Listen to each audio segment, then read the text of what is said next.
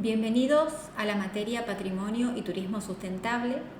En esta materia abordaremos los dos ejes temáticos conceptuales principales que forman parte del patrimonio y el turismo sustentable. Trabajaremos la relación entre el patrimonio y el turismo, de qué forma se tiene que llevar adelante la actividad turística, siempre y cuando partiendo de las bases de una modalidad de turismo de tipo sustentable, a fin de gestionar el turismo en aquellos bienes patrimoniales, tanto patrimonio natural como el patrimonio de tipo cultural. En relación a la materia, abordaremos diferentes conceptos que forman parte tanto de la conceptualización, la categorización y la complejización en relación a lo que es el patrimonio, sobre la organización del patrimonio, cuáles son aquellas entidades u organismos que se encargan de resguardar y normalizar esta actividad. Y en la unidad número 3 abordaremos los lineamientos relacionados con el turismo sustentable y su relación para la gestión del patrimonio de manera sustentable. Y en la última unidad abordaremos algunas directrices o recomendaciones generales relacionadas con la gestión del patrimonio para el desarrollo turístico sustentable. Tengamos en cuenta que la relación entre el patrimonio y el turismo sustentable es una relación compleja. O sea, que tengamos en cuenta que el patrimonio, tanto de tipo natural como de tipo cultural, estamos hablando de bienes que son frágiles. Estos bienes, como entendemos al patrimonio, estos bienes heredamos del pasado, los vivimos en el presente y vamos a heredar a las generaciones futuras. Por eso la importancia de trascender en este concepto de sustentabilidad a lo largo del tiempo. Entender que el patrimonio que hoy hacemos uso y disfrute desde el punto de vista turístico es un préstamo de las generaciones futuras. Por eso trabajaremos algunos lineamientos relacionados con la conservación, la preservación y además la importancia de salvaguardar el patrimonio. Vamos a comenzar trabajando con el concepto o la aproximación conceptual cuando hablamos de lo que es el patrimonio. Inicialmente el concepto de patrimonio estuvo limitado conceptualmente, en donde generalmente se hablaba del patrimonio de tipo más bien como aquellos bienes históricos relevantes. Se tomaba muy en cuenta esta idea del monumento como momentum relacionado con aquellos bienes históricos o aquellos grandes edificios relacionados con recuerdos que nos permitan recordar determinados sucesos o hechos históricos y que se relacionaban principalmente con aquellas grandes obras hechas por la creatividad humana. Por lo tanto, hasta aquí este concepto de patrimonio se limitaba más bien a esta idea conceptual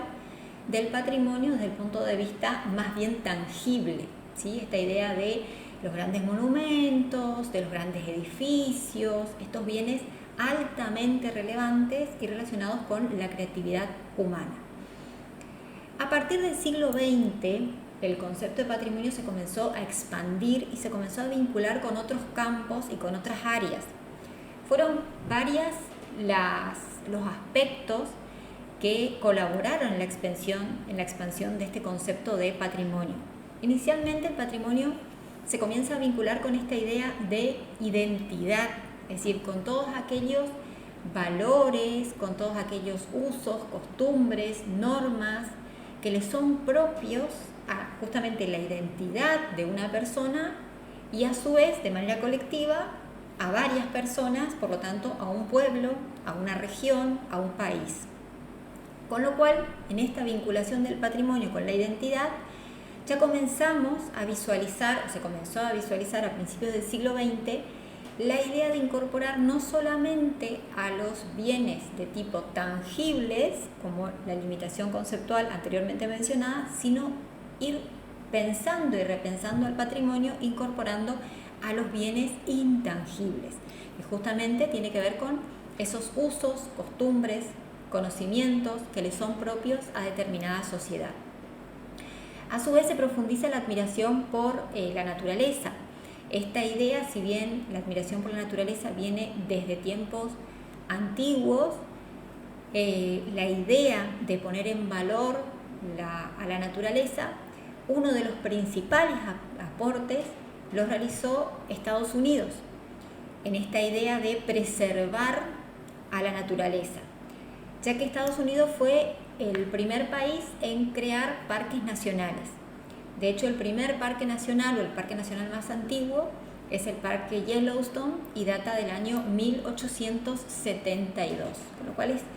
hablamos de esta transición durante el siglo XX, que comienzan a incrementarse la creación de nuevas áreas de conservación. Entonces, no solamente estamos aportando a partir del siglo XX en el concepto de patrimonio estos bienes no solo tangibles, sino además los bienes de tipo intangible, sino que además estamos considerando no solamente a los bienes de tipo cultural, sino además a los bienes de tipo natural. Con lo cual, hablamos de esta verdadera expansión del concepto del patrimonio, y entendiendo además que esa expansión se logra siempre y cuando haya mayor cantidad de personas que tengan la motivación de conocer sobre esos usos, esas costumbres, esos hechos históricos, todo lo que hace a el patrimonio tanto de tipo cultural como de tipo natural. Entonces, al incorporarse nuevos segmentos de demanda interesados en un turismo más bien de tipo no solo contemplativo, sino más bien educativo, y no tanto contemplativo, sino que muchas veces vincularse a la comunidad local a través de diferentes modalidades de turismo que fueron surgiendo a partir del siglo XX, más puntualmente después de la segunda mitad del siglo XX, que tienen que ver con otra mirada del turismo religioso, la incorporación del turismo étnico, del turismo de tipo comunitario, del ecoturismo. Y esto se favorece a través de aportes desde otras ciencias. Es así que el concepto de patrimonio y este segmento de demanda cada vez más interesados en la arquitectura, en la arqueología, en todos estos aportes de diferentes ciencias, van permitiendo la conservación y la inclusión dentro de lo que es el patrimonio de arquitecturas populares, de arquitecturas relacionadas al mundo industrial, a edificios, a puertos, a obras de ingeniería, a bienes modernos, diferentes monumentos. Y esto hace la incorporación de nuevas categorías que profundizaremos más adelante, que tienen que ver con estas categorías no solamente de el monumento, como esta idea de la gran creación realizada y de tipo tangible, sino que tiene que ver con otros aspectos que hacen a el patrimonio de tipo intangible, del patrimonio de tipo natural, del patrimonio cultural de tipo inmaterial y del patrimonio cultural de tipo material. Es así que las nuevas categorías patrimoniales que surgen a raíz de estos aspectos que permitieron esta nueva conceptualización del patrimonio y de alguna manera de expandir también esta visión patrimonial, encontramos, por ejemplo, dentro de estas nuevas categorías, los paisajes culturales. Entendemos a los paisajes culturales como todos aquellos paisajes en donde se encuentre la interacción entre el hombre o la acción del hombre y la naturaleza. Por lo tanto, será paisaje cultural,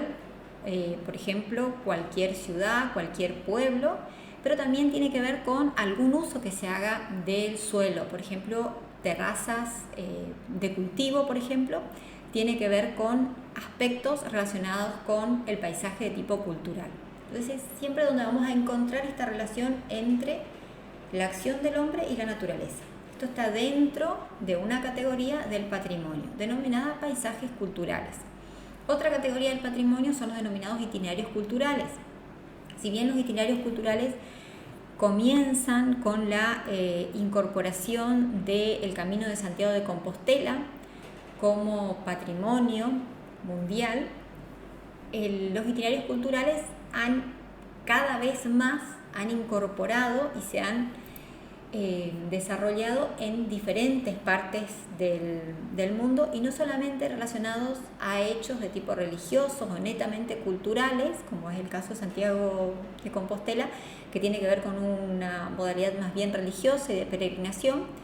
sino que se incluyeron itinerarios culturales que tienen que ver con las formas y los usos del suelo, con las costumbres, con los conocimientos Entonces, dentro de los itinerarios culturales encontramos, por ejemplo,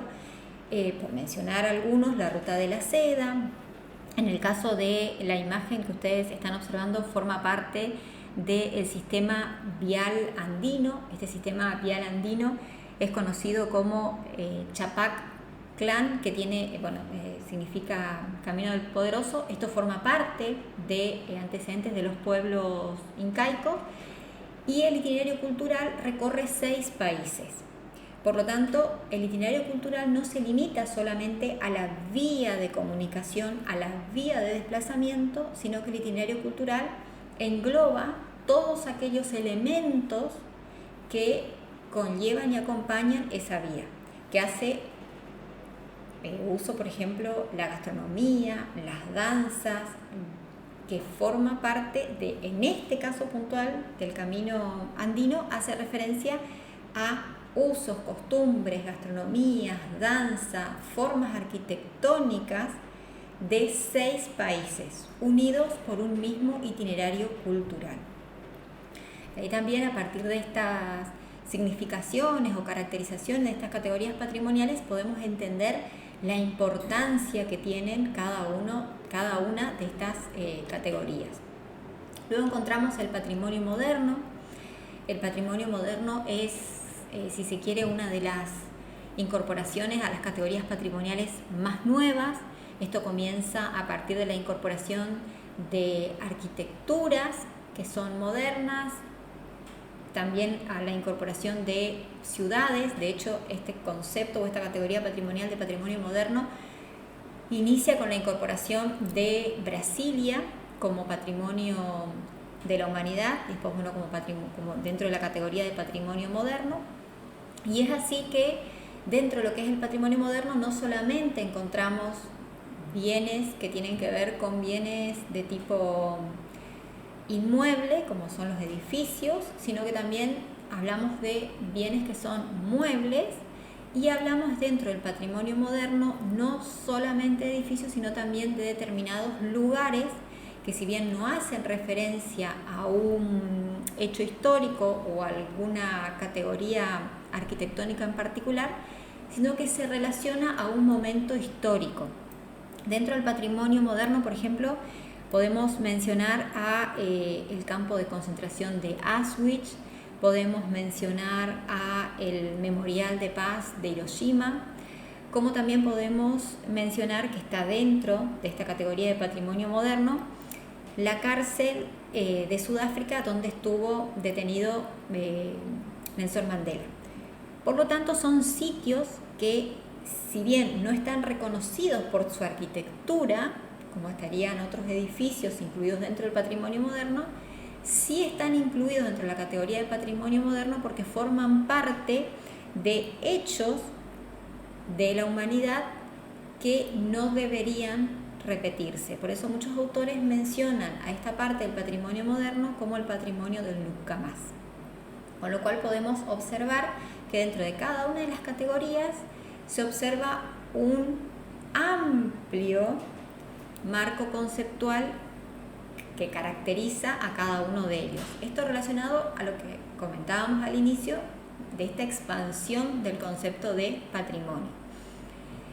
Luego encontramos otra categoría que hace referencia al patrimonio cultural inmaterial. El patrimonio cultural inmaterial tiene que ver, como mencionábamos al comienzo, con aquellos usos, representaciones, expresiones, conocimientos, ¿sí?, que hacen parte de determinada comunidad, pueblo, ciudad, región, área, ¿sí? Muchas veces dentro del patrimonio cultural inmaterial, por mencionar algunos ejemplos, vamos a encontrar las danzas, vamos a encontrar lo que tiene que ver con usos, costumbres, folclore, tradiciones, leyendas, mitos, toda esta parte que tiene que ver con esta parte intangible del patrimonio cultural. Estas categorías patrimoniales anteriormente mencionadas hasta aquí, del patrimonio moderno, el patrimonio cultural inmaterial y lo anteriormente mencionado de paisajes culturales e itinerarios culturales, se puede dar que, si bien cada uno de ellos va a estar caracterizado porque predomina un tipo de categoría patrimonial, pero por ejemplo podemos encontrar una categoría patrimonial de itinerario cultural que a su vez incluye, como habíamos mencionado, no es solamente la vía de comunicación, sino es todo lo que conlleva alrededor sus usos, costumbres, es decir, su relación del recurso humano con el recurso natural. Entonces, dentro del itinerario cultural encontramos paisajes culturales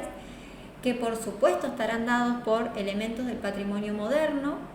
o sea, elementos arquitectónicos de la modernidad, y encerrarán todos aquellos usos, costumbres y expresiones relacionadas con el patrimonio cultural inmaterial. Es así que el patrimonio, entonces, de acuerdo a la UNESCO, se va a clasificar en patrimonio de tipo cultural, como mencionamos, tangible e intangible, mueble e inmueble, y patrimonio natural, donde vamos a incluir determinados elementos o bienes que tienen que ver con el recurso natural. Pasaremos ahora a desarrollar un poquito más cada una de estas categorías.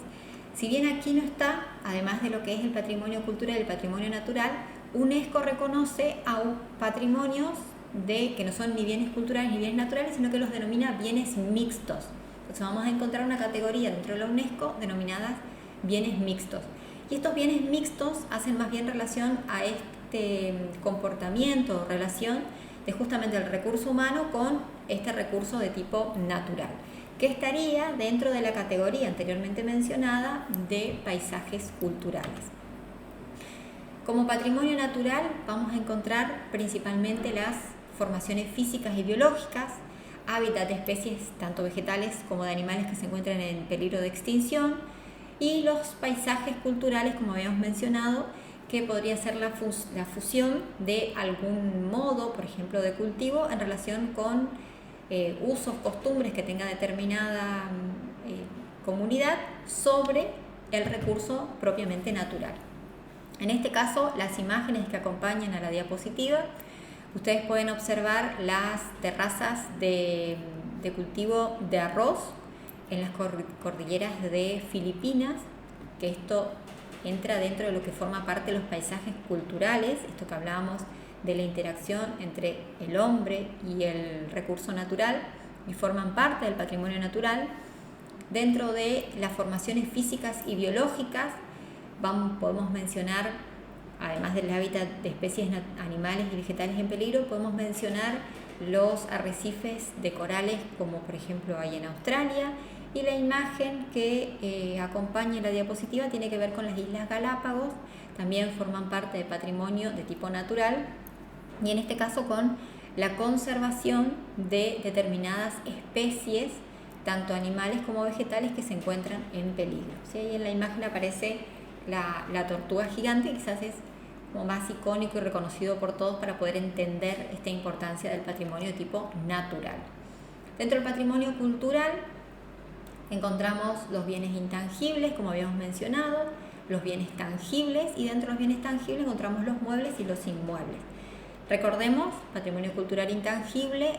forma parte de aquellos usos, costumbres, recursos, conocimientos que hacen a la identidad intrínseca de cada persona, y de manera colectiva hablamos de un grupo de personas, de una comunidad, de una ciudad, y va a formar parte de justamente aquello que es inmaterial. ¿Qué es aquello que es inmaterial? Va a ser entonces intangible, por ejemplo la danza, por ejemplo el folclore, y lo que anteriormente habíamos mencionado como algunos ejemplos. Dentro del patrimonio cultural tangible encontramos muebles, que son aquellos que forman parte de las categorías más que nada relacionadas con artesanías, vasijas, vestigios, cestería, y aquellos patrimonios de tipo cultural tangible inmueble, que son aquellos que no podemos trasladar y generalmente hacen referencia a diferentes construcciones históricas que pueden ir, por supuesto, desde ruinas a diferentes edificios históricos. Hace referencia a esta parte relacionada, por supuesto, no solamente con la parte arquitectónica, sino que también con la parte arqueológica. Por lo tanto, encontramos dentro del patrimonio el patrimonio natural, el patrimonio cultural, dentro del patrimonio cultural intangible y tangible, y luego esto que mencionaba, que la UNESCO establece esta categorización como bienes mixtos, entendiendo esta combinación de patrimonios, tanto natural como cultural. En este caso, los bienes mixtos también se relacionan al concepto de paisajes culturales, En este caso,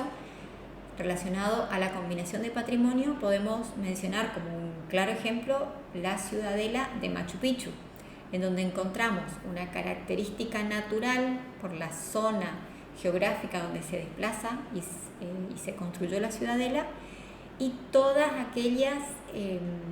técnicas relacionadas con la arquitectura histórica en esta zona. Entonces, en este caso encontramos combinación de patrimonios, tanto en este ejemplo de Machu Picchu encontramos el patrimonio de tipo natural y el patrimonio de tipo cultural, ¿sí? Es decir, cuando hablamos de las motivaciones en turismo, que ya ustedes seguramente han leído y han trabajado en otras unidades curriculares, hablamos de que las motivaciones que tiene el turista son variadas, pero no es que las motivaciones que se satisfacen son exclusivamente una, sino que generalmente la mayoría de los bienes tienden a entenderse en su conjunto, y para poder entender en su conjunto los bienes tenemos que entender todo el ambiente, todo el entorno, y es ahí donde surge, por ejemplo, esta categoría de bienes mixtos, en donde la importancia es tanto natural como cultural. En relación a quién se encarga de la seguridad, de contribuir y de establecer los lineamientos de conservación y de preservación del patrimonio, tanto el patrimonio natural como el patrimonio cultural, si bien inicialmente UNESCO comienza con el objetivo prioritario de preservar aquellos patrimonios de tipo culturales, y luego se incorpora el patrimonio de tipo natural. Esta Organización de Naciones Unidas para la Educación y Ciencias y Cultura fue fundada en el año 1945,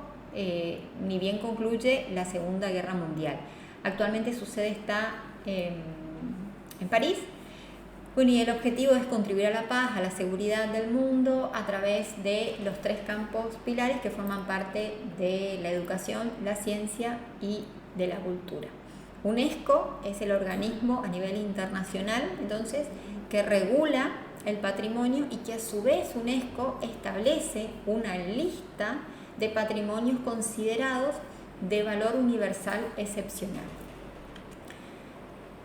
La UNESCO establece determinados documentos. Estos documentos se van a denominar o bien declaraciones, o bien recomendaciones, o bien convenciones, independientemente del grado de complejidad normativa que tenga cada una de ellas. Dentro de las documentaciones relacionadas a declaraciones y recomendaciones que emita la UNESCO como organización internacional, forma parte de textos más bien breves, ¿sí? O textos extensos en el caso de las recomendaciones, pero básicamente ni en las declaraciones ni en las recomendaciones tiene carácter vinculante para los Estados miembros, ¿sí? Actualmente la UNESCO tiene más de 190 Estados miembros, entonces cuando la UNESCO establece declaraciones o recomendaciones, esas recomendaciones y declaraciones no son vinculantes para esos Estados miembros, sino son justamente como menciona su denominación, son declaraciones o recomendaciones que tienden a orientar la forma de actuar sobre el patrimonio natural y sobre el patrimonio de tipo cultural en los países. Estos 2 documentos, las declaraciones y las recomendaciones, no son iguales a lo que son las convenciones. Cuando hablamos de convenciones, estamos hablando ya no de textos, estamos hablando de documentos, ¿sí? Por lo tanto, ya tiene un peso normativo, está relacionado con el derecho internacional, y que todos los Estados miembros de la UNESCO, es decir, que han firmado la Convención de UNESCO, tienen carácter vinculante, es decir, tienen la obligación de cumplir y llevar adelante lo establecido en esos documentos denominados convenciones. Por lo tanto, de los 3 documentos que emite UNESCO, tanto declaraciones, recomendaciones como convenciones, las convenciones son aquellos documentos de peso normativo entonces en el campo jurídico. Esto es importante conocer porque la actividad turística tiene un marco normativo, y ese marco normativo se rige por diferentes leyes que son nacionales, leyes que son provinciales, seguramente habrán algunas normativas que son municipales o regionales, existirán declaraciones, acuerdos y recomendaciones que pueden ser regionales, Y a su vez tenemos normativas que son, dentro de lo que es la actividad turística, encontramos normativas que son internacionales. Dentro de esas normativas internacionales, que existen muchas, por supuesto relacionadas con, por ejemplo, la prestación de diferentes servicios, como es el servicio aéreo, solamente por mencionar algunos, encontramos a su vez convenciones que tienen que ver con el uso, disfrute, en este caso, del patrimonio, tanto natural como cultural. Por lo tanto, la importancia de conocer la jerarquía de estos documentos y entender a las convenciones como este documento de importancia relacionada con el derecho internacional público. La Convención del Patrimonio Mundial fue adoptada en el año 1972. Los objetivos principales que tienen son la de, primero, identificar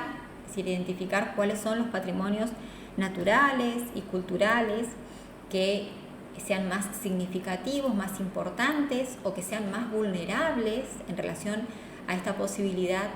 de hacer uso en el presente de ese legado que recibimos, de esa herencia que recibimos del pasado, y a fin de conservar y preservar para las generaciones futuras.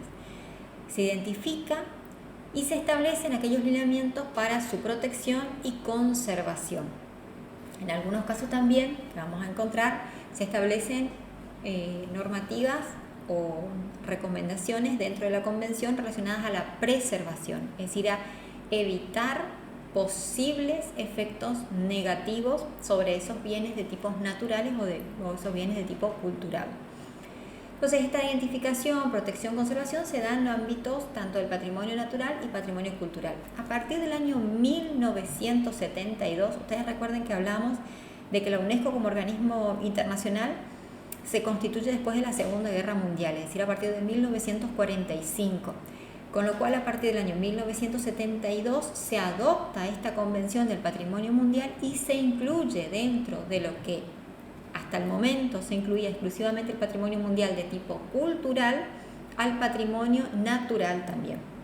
Por lo tanto, cuando comenzábamos a desarrollar esta unidad, ustedes recuerden que hablábamos de que a partir del siglo XX y específicamente de mediados del siglo XX en adelante, es cuando mayormente se expandió este concepto de patrimonio, incluyendo otras categorías, así como hablábamos de la parte intangible, así como hablábamos de la parte inmueble, mueble. Bueno, hacemos referencia también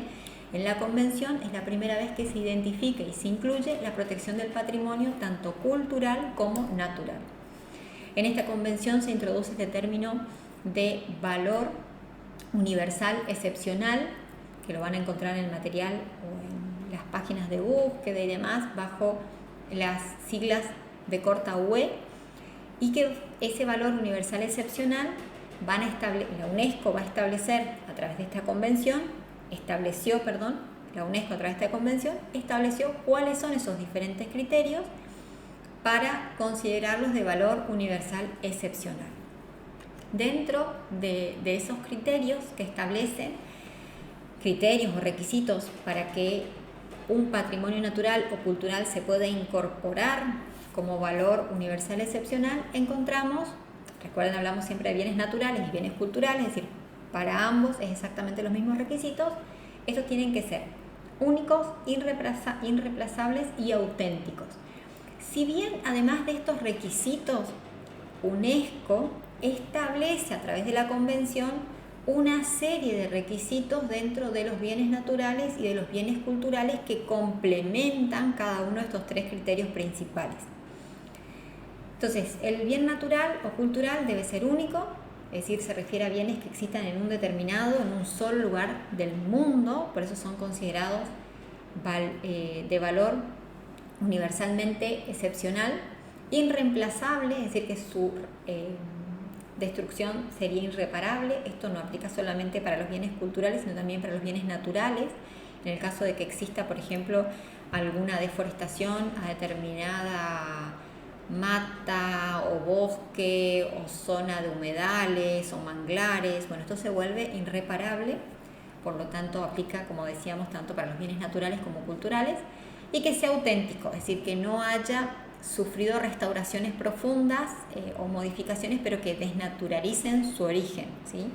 Es decir, se conserva tal cual fueron construidos, pueden claramente tener trabajos de restauración hechos de manera arqueológica, pero sin cambiar su naturaleza, ¿sí? Sin cambiar la conformación histórica de ese bien tanto natural como cultural. Por lo tanto, entonces, dentro de los requisitos que establece la UNESCO a través de la convención adoptada en el año 1972, es tanto para bienes naturales como culturales, para reconocer como valor universal excepcional, tienen que ser únicos, irreemplazables y auténticos.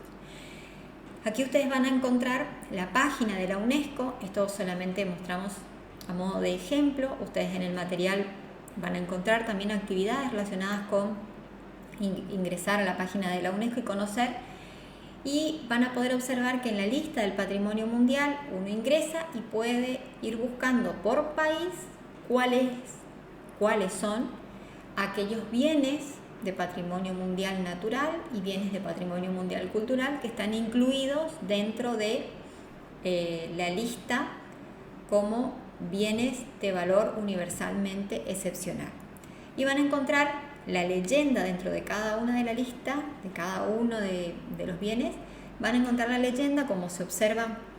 al margen de la diapositiva, donde dice la categoría de bien, de acuerdo a qué tipo de categoría va a estar identificado por un color, amarillo si es cultural, verde si es natural, y dividido el icono entre verde y amarillo si es bienes mixtos, y aquellos sitios que se encuentran en peligro, que estén dentro de la lista roja por su alta vulnerabilidad,